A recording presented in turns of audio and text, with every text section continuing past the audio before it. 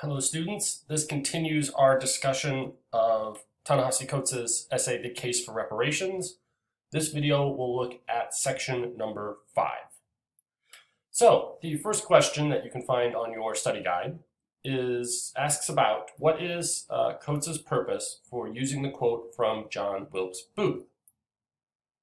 For those of you who might be unfamiliar, John Wilkes Booth is the infamous actor who assassinated President Lincoln. President Lincoln, throughout history, is known as the Great Emancipator for signing the Emancipation Proclamation. He was on the north side of the Civil War, known as the president who freed the slaves, although, like many parts, that is a very complicated history, and Lincoln is a very important part of it, but that is a very simplified version. But needless to say, Lincoln did represent an anti-slavery person for many people. And Booth killed him because of that. So he starts with this quote from John Wilkes Booth to reflect on how the ideology of slavery, of white supremacy, persisted after the Civil War. Booth represents an extreme example of a type of person for whom their very definition of the United States and U.S. culture is tied by its very nature to an understanding of a white culture. Booth's quote, which I think you should see as an extreme example but tied to many other quotes given throughout the essay, is Coates presenting to you how Booth's idea of the U.S. being a white culture for white people did not end with the Civil War, but persisted from post-Civil War Reconstruction all the way up into today. And so Booth being assassin is an extreme example. His quotes are an extreme example, but Coates wants you to see that these quotes are not an isolated example, and they represent a racialized identity of what it means to be an American is built off the idea of the supremacy of white people. So that's why he, uses this John Wilkes Booth quote in the beginning of the essay.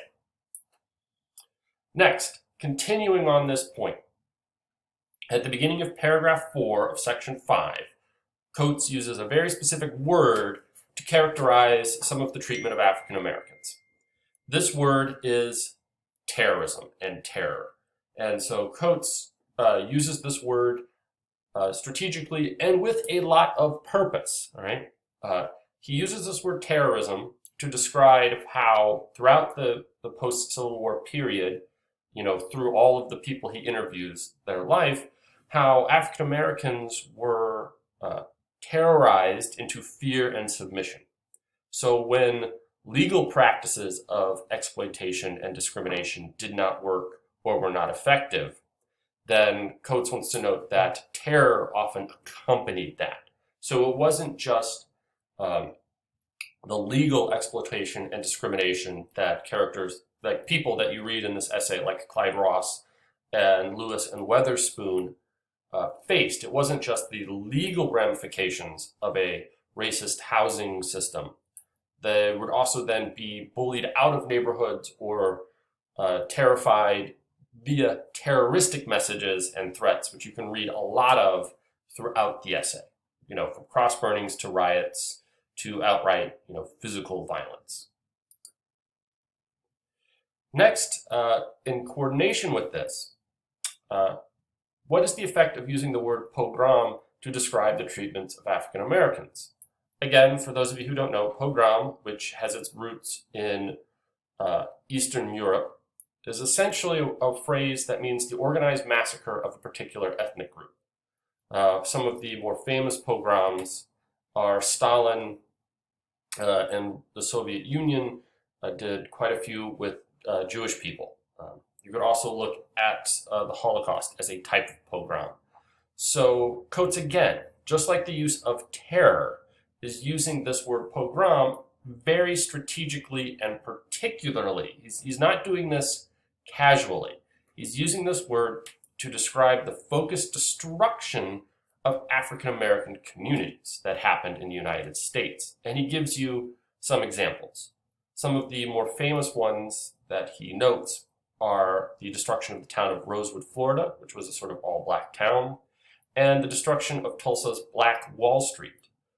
Just as a note, if any of you want to watch the most recent Watchmen TV series on HBO, it begins with a very powerful and frightening image of this very destruction, where a prosperous part of the Tulsa community for African Americans was essentially destroyed in a violent attack by white people. And when I say destroyed, I mean destroyed. It would be like if the famous part of the Harlem Renaissance, that sort of flowering that everyone talks about, if Harlem at that time was wiped out by an angry white mob. So when Coates is talking about this use of pogrom, he has the evidence. He has the historical evidence to back up this statement and discuss how this statement is, and this use of this word pogrom, is one that can be applied to the treatment of African Americans and the destruction of African American communities throughout the history of the United States. So next, all right, why in this section where he talks about terrorism and violence and quotes John Wilkes Booth, one of the more notable figures of white supremacy violence in history, and gives you examples of terroristic pogrom treatment, why does he still spend time discussing government loan practices? Because remember, what Coates wants to say is that there was a sort of a two-front exploitation of African Americans in the post-Civil War period all the way through to today. One is the terroristic violent threats that he talks about. The other are a set of legal exploitations that did not work to help African Americans.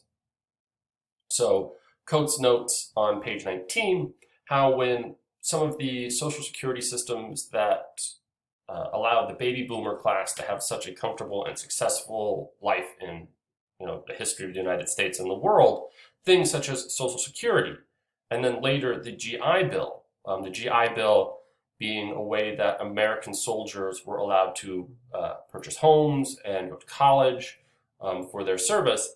These things that were given to people to help make their lives better, what the government said, we need to do this to protect and benefit the lives of our citizens, also were not given out to African Americans, that African Americans were oftentimes excluded from these programs. As he states, the American real estate industry believed segregation to be a moral principle. So along with Social Security and the GI Bill, various things for first-time homeowners, loans, mortgages, all of these things that are necessary to buy a house and create the generational wealth that a house and a home can do were not given to African Americans because it almost was like a moral principle that neighborhoods throughout the country should be segregated. Finally, what is the significance of the subtitle for section number 5? Coates describes the life of post-Civil War African Americans in the following terms. Plunder had been the essential feature of slavery, but practically a full century after the end of the Civil War and the abolition of slavery, the plunder, quiet, systematic, submerged, continued. So, this notion of quiet plunder, that is the subtitle, we can basically think of quiet plunder and loud plunder. Loud plunder was slavery, right? Was the legalized stealing of a person's labor, treating them as a piece of property to be bought and sold. So that was a loud plunder, a plunder that was upfront and a part of the very discussion of America at the time when slavery was legal.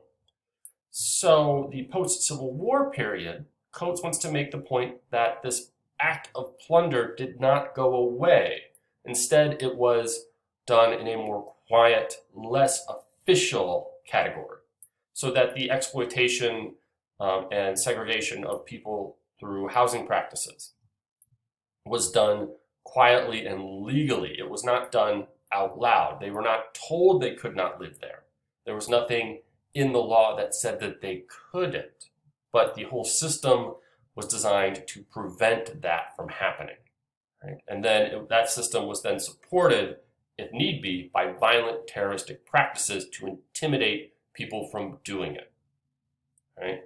And so that's how the quiet plunder that Coates says has continued throughout American history, that the exploitation and theft of what he would say would be African-American labor continued just through a different means and not legally ensconced in terms of slavery. So therefore, the loud plunder of slavery transitioned to the quiet plunder of racist and exploitative and bigoted practices. So this is the video for section 5 of Coates' essay. We will continue this discussion with section 6.